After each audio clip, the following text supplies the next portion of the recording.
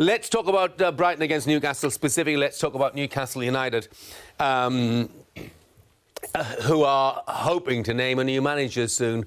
But I had a question written down here that on Thursday, they announced that the deal had been agreed in principle with Eddie Howe. So why no announcement when here we are on Saturday? And the answer to that apparently is there is a debate going on, or a discussion going on over Eddie Howe's backroom staff, which I think, Chris Boyd, if I'm not mistaken, wasn't that the case when he was involved at Celtic and wanted the Celtic job as well? There was an issue with his backroom staff, and it looks like that might re-emerge here. Yeah, well, I think it's only rumours because we don't know. Yeah. But I think when you look at it, it's part and parcel of football now. We speak about Conte. He brings a lot of entourage with him as well. I think if you're going to give, for me, if you're going to give a manager a job, then you need to back them, you need to allow them to bring in their people. You can't control everything. But I'm going to be honest with you, I think when you look at the takeover from Newcastle, the honeymoon period's over. Right now, this is all over the place. You know, you've been in discussions, you need to get a manager, you need to find a manager. Eddie Howe's been out of work now for how long? If he was top of your list, surely you would have already even spoken to him before you've taken over the club. Now, all of a sudden, the whole Unai Emery thing, there is far too much information being leaked out of Newcastle from inside. When you look at Emery, it was leaked out the day of a Champions League game. If you're trying to entice a manager who's preparing for a Champions League match with his team Villarreal, and the next minute he's been linked with your job, that's just not right. I don't think that's the way that... top clubs, they don't conduct their business like that. And I think Newcastle... Yes, it's the first time that, the owners have obviously purchased a football club, but they're going to have to get this right pretty quickly, because this team is a relegation battle. They're not good enough. It's another difficult game today. And, when you've not got a manager, it doesn't help. Lee, how much would the appointment of Eddie Howe, if it happened, how much would it satisfy the Newcastle public, do you think, Newcastle fans? I don't think it will. I really don't. I think...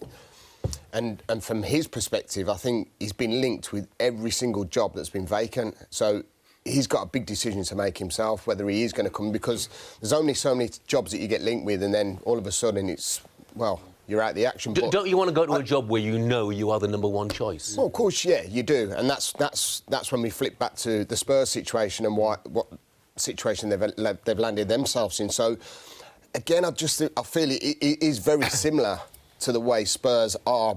It's almost like he's, fifth choice down the line. So, do you really want to go in there? Do I think it's the right appointment, him going in there?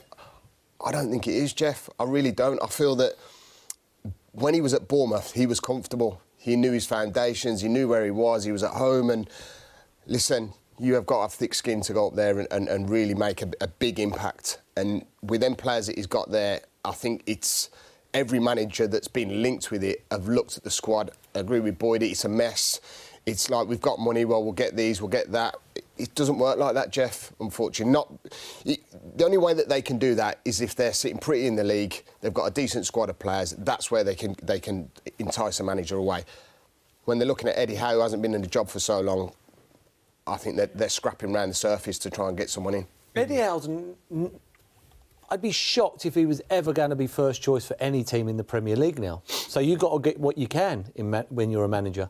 I think if you're fifth choice... Why is that? Because he did a brilliant job for most of the time at Bournemouth. He did, but it was a long time ago now. It's like he's been just over a year. Just over a year. There's been a lot of managers come and gone in a year. Like Tottenham haven't entertained. But I'm sure he could have had another job in the meantime, but obviously he's waiting for what he sees. But I don't think you worry about if you're a manager if you're not first choice. I mean, you don't do that. I mean, that's like a centre-forward manager coming saying you're playing today. You go, oh, well, I'm not playing. I'm not first choice. It's only because Southgate's injured. I'm playing. You've got to take the rough with the smooth, and that's no disrespect to Eddie Howe. But I don't know if they've got a clue at Newcastle. They don't. I honestly don't. I think they've come in with all this money, and it's like, right, we've got all this money, we're just going to spend. They've got a manager. They're going to Brighton today where it's a hard game. Of course it's a hard game. But it's a game they could get something out of it if they work hard and they get a bit of luck here and there. And they've got no manager again. Last week they played against Chelsea. It was dreadful. I know they're playing against the Champions League winners and top of the league. Yeah. But it wasn't like... It was a free swing. It was a baseball swing. It was like, go out and play, go and have a go. If we get beat 5-0, we haven't got a manager. Who cares? But it was like... if Steve Bruce would have played that way, there would have been mayhem, and it was no different. And it won't be any different when whoever else comes in, Jeff. You can't just conjure a manager up from nowhere, though, can you? You know, you should have when you've got. But they should. They've got all the money in the world.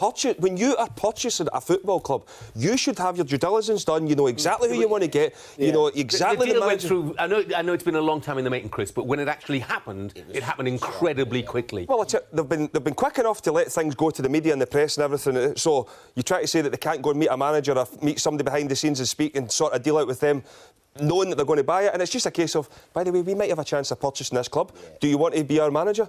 It happens. I mean, this whole thing of, nobody speaks to people and that, it's the biggest myth in football. Everybody speaks to everyone. They got a load of money to spend, a load of money. We know that, the wealthy. Go and pay £30 million for Benitez. If you're going to go and buy a player for 40 million, 50 million, 60 million, go and buy a manager that 100% will keep the fans happy. Because as Lee said, the fans won't be happy with that appointment. That's no disrespect to Eddie Howe.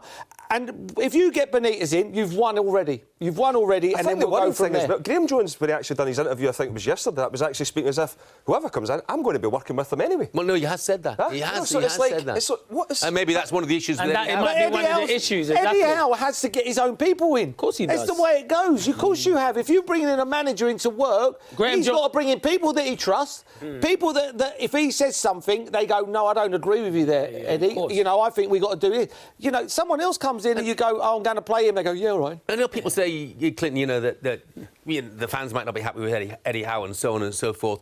But the first priority is keeping this team in the Premier League, isn't it? And Eddie Howe did that year. I know eventually they got relegated, but year after year after year after year, he's done that at Bournemouth. He kept Bournemouth in the Premier League, and he knows the division and what is required. They probably had a look, and there's a lot of managers out there. You're spot on, Jeff. He knows that division in the Premier League, how to keep teams up, and he knows quite a few of those players there. In the Ryan Fraser and Callum Wilson, he needs to get the best out of Ryan Fraser. It hasn't really worked out for him. Well, it hasn't worked out in the past, I don't think. Exactly. Well, either. They didn't end on the best of terms. And it didn't end on the best of terms, but he knows him. He's there now, so try and get the best out of him.